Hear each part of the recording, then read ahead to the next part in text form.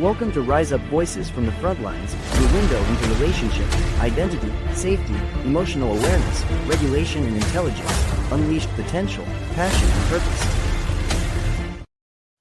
Welcome back to Rise Up Voices from the Frontlines, and this is a trauma-informed leadership series episode. I'm your host, Krista Fee, and today we continue our deep dive into Chapter 12, Holding Steady in Chaos.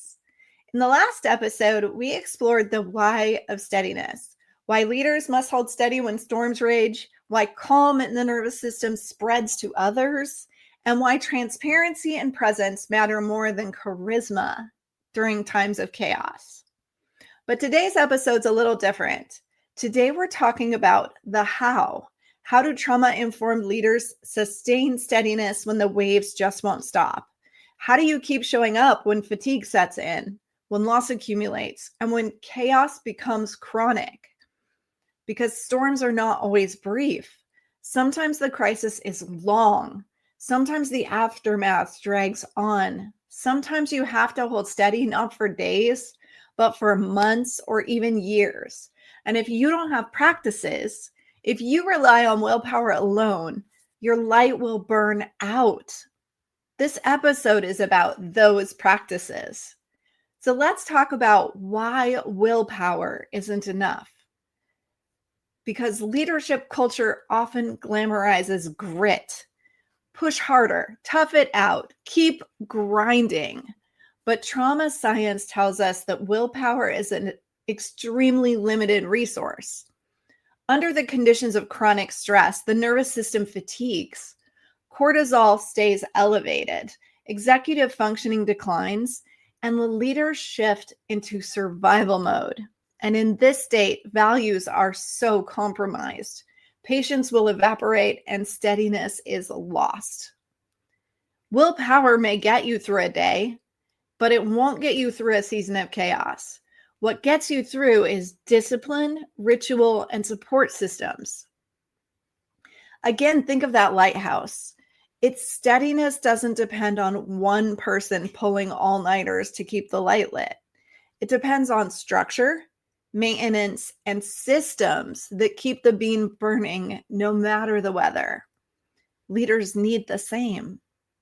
So let's talk about practice 1, anchoring. Anchor yourself and use grounding rituals.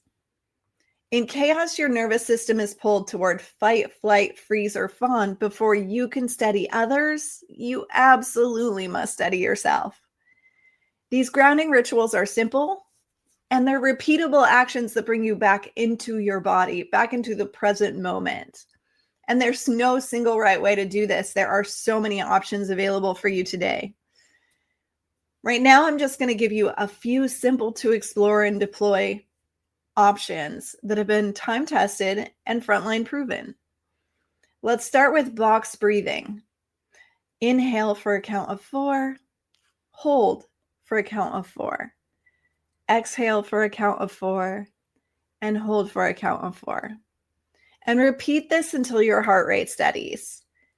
Focus on the exhale, as this is the part that regulates rather than energizes. Then there's the 5, 4, 3, 2, 1 reset. You're going to name 5 things you see, 4 you feel, 3 you hear, 2 you smell, and 1 you taste. And this pulls you back through your senses from a panic state into awareness. Then you're going to think about embodiment practices. Place both feet flat on the ground. Feel the weight of your body and say out loud a mantra like, I'm here, I'm steady, I'm safe. I've stood in chaotic rescue scenes where these tiny rituals really made the difference between collapse and clarity. Before I spoke, I breathed. Before I directed, I grounded. And that steadiness truly does become contagious. Practice 2. Communicate with transparency, even when you're not certain. Transparency is another discipline in chaos that is extraordinarily useful. People crave information, and when they don't get it, rumors rush in. And rumors are usually way worse than what's actually happening. Trauma-informed steadiness means resisting the urge to go silent until you have all the answers. Instead, you say this: here's what we know, here's what we don't know, and here's what we're doing next. And when it's appropriate to share, even here's why. This kind of steady communication reduces fear, even when outcomes are unknown. And I've seen this firsthand in trafficking rescue operations. Families in agony don't want empty promises. They want the truth, even if it's hard. We're still searching. We haven't found them yet. Here's what's happening in the next hour. That transparency builds fragile trust that can hold through unbearable uncertainty. Transparency is not about easy or feel-good answers. It's about being truly, authentically present. Practice 3, show consistency. This is predictability over charisma, because charisma may inspire for a moment, but consistency is going to sustain for the long haul. In trauma-informed leadership, consistency looks like maintaining a calm tone even under stress, showing up at regular times with updates, holding values steady even when strategies have to shift. Angela Merkel's steady hand during European crisis is a model here, but I've seen it in smaller, grittier settings too. After a natural disaster, when families gathered every night at the shelter for updates, leaders who showed up at the same time, in the same spot, with the same tone, even when the news was bad, became anchors. And people would say things like, I don't like the news, but I know I can trust this person. Consistency beats charisma when chaos stretches over long periods of time. Practice 4, resist withdrawal and overreaction. These two temptations sabotage steadiness. Withdrawal says, this is too much, I'll wait it out in silence, but silence in chaos feels like abandonment. Overreaction says, I must do something dramatic right now, but impulsive action compounds the storm. Both of these are trauma responses. Both of these are understandable, but both will dim the light. The discipline here is to pause. When you feel yourself slipping towards retreat or rash reaction, stop, breathe, anchor, and ask, is my next move steady or reactive? Am I present, or do I feel like I need to escape? Sometimes the most courageous act is not rushing into action, but refusing to abandon your post. Practice 5. Use support systems. No lighthouse stands alone.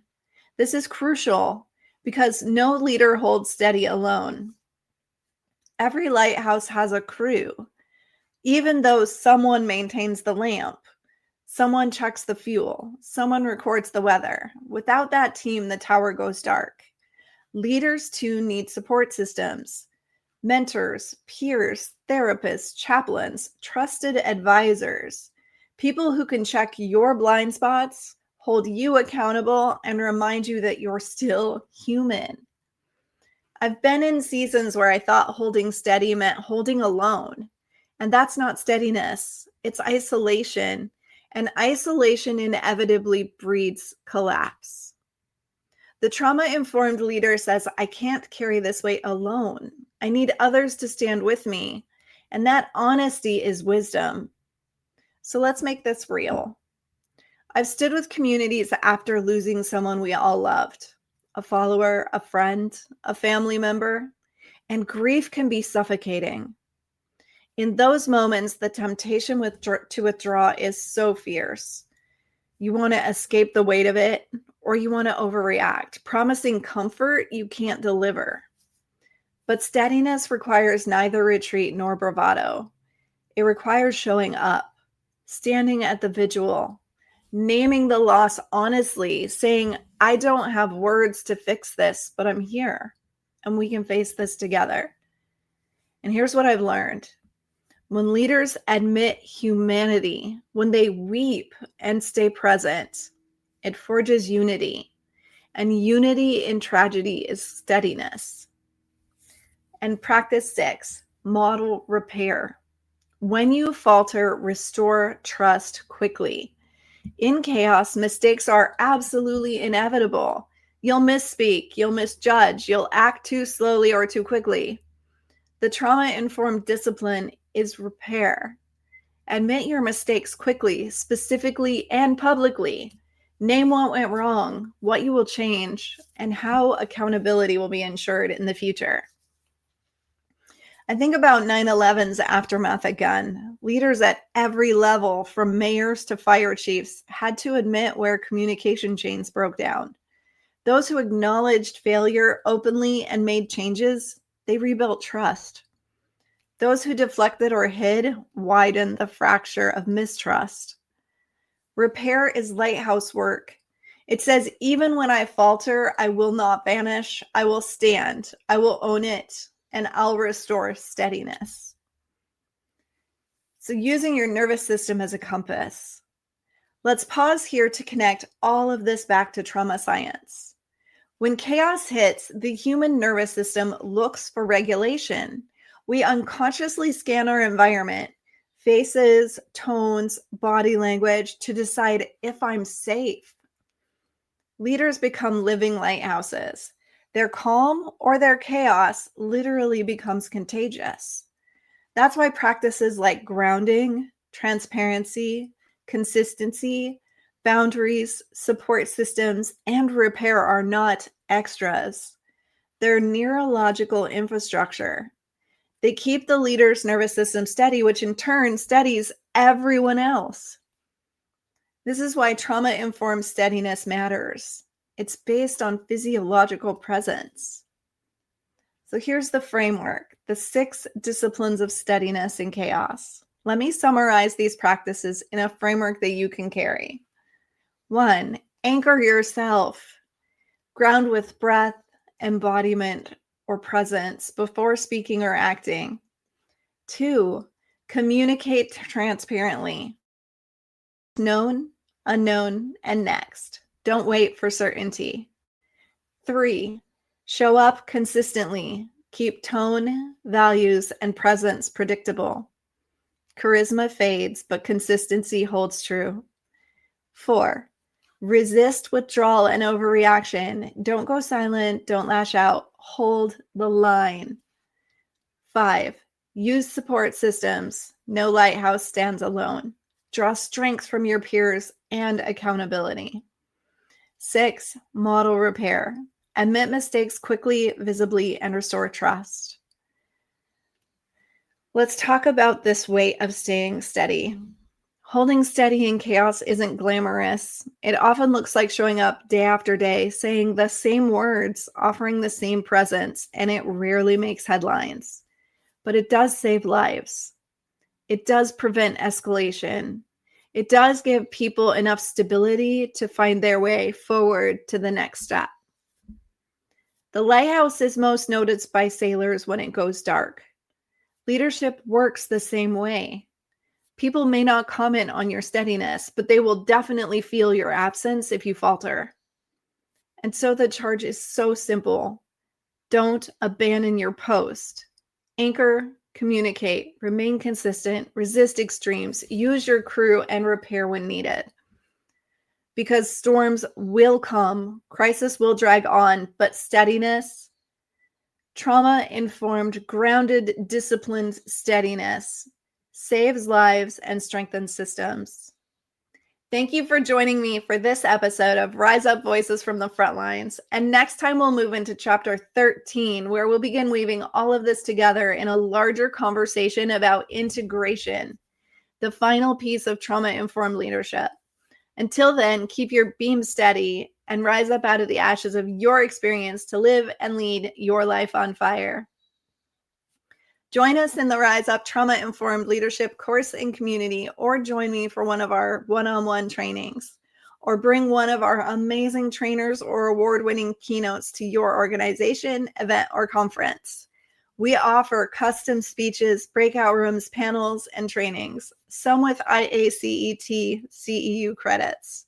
Simply use the scheduling link in the show notes to book a complimentary consultation and ask me anything, because I'm an open book and would love to give you actionable transformational steps right away.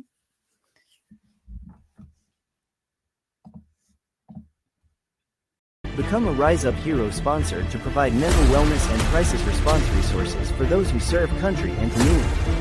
Join us in the Rise Up movement today.